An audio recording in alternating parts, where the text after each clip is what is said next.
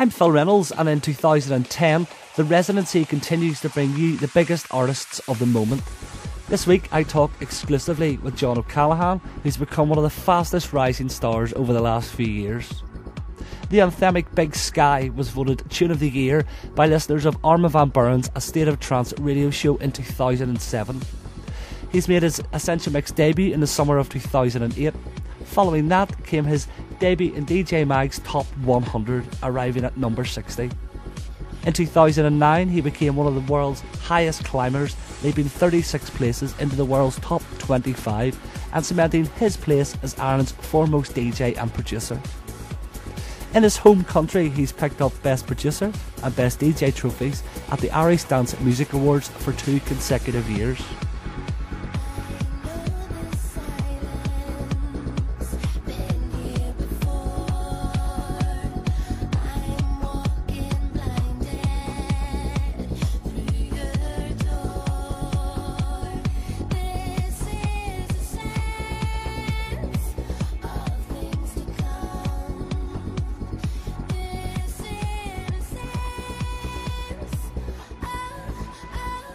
Since then, his continued success has seen him play all around the world. This month alone he's playing both the north and south of Ireland, Tunisia, Moscow, and ending the month with a 4-date tour of America. And he's with me now. Where in the world are you?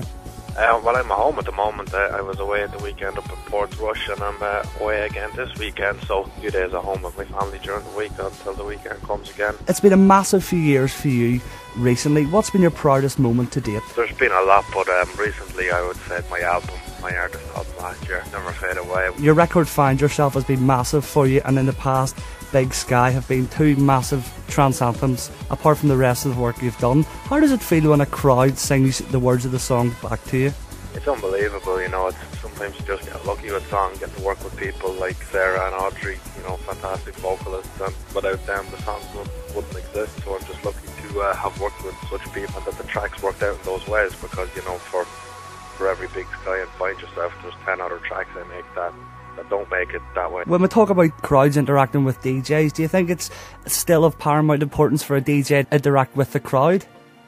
Of course, yeah, that's pretty standard for anybody, you know, and nobody likes to see someone stand out there and just keep their head down and play, you know, because at the end of the day, if people are paying in, they're paying for an experience of the music and the interaction with the DJs. And is there anyone out there in particular, any DJs standing out for you at the minute? Well, actually, there's a bloke from Belfast, goes by the name Schneider, that I really recommend. I haven't seen him DJ, but his productions are, you know, outstanding, and if he's the way he's going at the moment, I would imagine in the next year or 18 months we're all going to know who he is. DJing's moved on over the years from vinyl, the CDJs and the playing on laptops, and now we have the creation of CDJ 2000s, where a DJ can connect through a memory stick with his or her tunes. Are you a supporter of new technology? Absolutely. Anybody who moves with the times has to be, because you're going to be left stuck in the past if you don't use the tools that are available to you. I grew up with computers myself. I'm a bit of a technology geek, and anything new that comes out there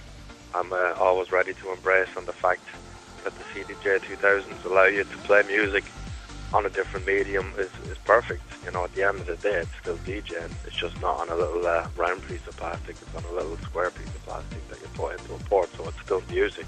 Say vinyl is the real DJing, but you know, vinyl goes back a few years now, and not everybody, even a lot of DJs nowadays, probably have never used vinyl.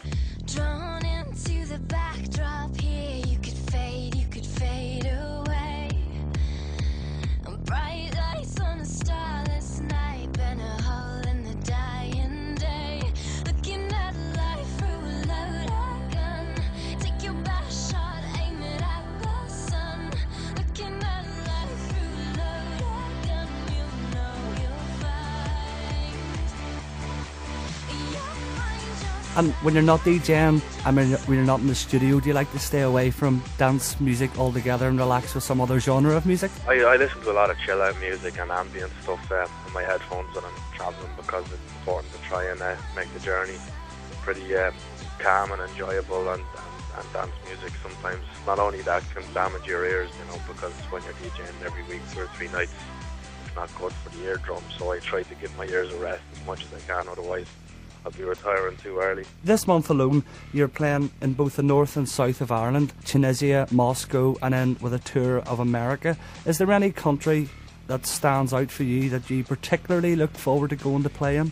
Well, I suppose one for me that's becoming an important part of my career now would be Ibiza. It's been such a long-term haunt for dance and trance music for the last 15 or more years, and I never had my real holiday experience there. I never got over there as a clubber really. I kind of just started DJing there in the last couple of years, so to become part of that alongside Jules and Armin and Paul van Dyke and be standing alongside people who I would have seen DJ myself years ago as a clubber, that's a great experience for me, because you're in amongst it, and the whole island is just full of dancing. And you played in the King's Hall on Boxing Night, and you played at Lush on Saturday night past. It's a silly question, but did the Irish crowd do you proud? Absolutely. You can guarantee no matter where you are in Ireland, north or south, west or east, you're going to get a great crowd. And anytime I go out, getting in the car, and I know it's going to be a good gig, and sometimes you can fly 10 hours to the far side of the world and people mightn't be interested in what you're doing, but you can drive 2 hours down the road and it's completely nuts. So the Irish crowd is absolutely still up there, one of the best of them, and that's not just saying that because I'm from here. Any other DJ from around the country will tell you the same thing.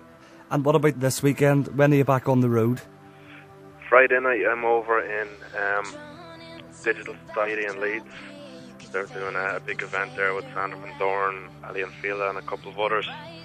Saturday night I'm down in Cork, and Thursday I'm in Dundalk, and Monday in Letterkenny doing a couple of student week parties, which is always fun because they're absolutely packed and you get people having a few drinks and having a laugh, so it's nice to go back to my not so long ago youth. Is there any goals you've set for this year that you want to achieve? Well, I do have goals.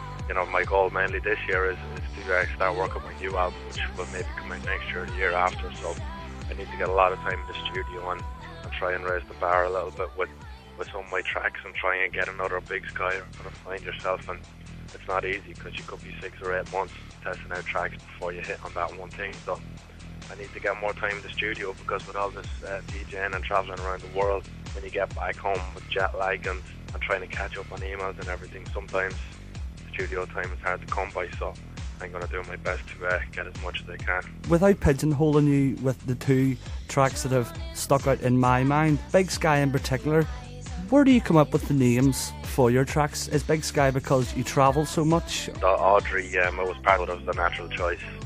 Audrey had vision for the name for that, and matched the music to it and changed it around, and eventually the final version was what was released. But that was, Audrey is very creative herself and comes up with her own ideas, and she's just as much a part of the production of a song as I was, so Big Sky is down to Audrey. So once she came out with it, I knew it'd stick. Well, John, thanks very much for speaking to us at the Residency tonight, and we wish you all the best for 2010. Thanks very much.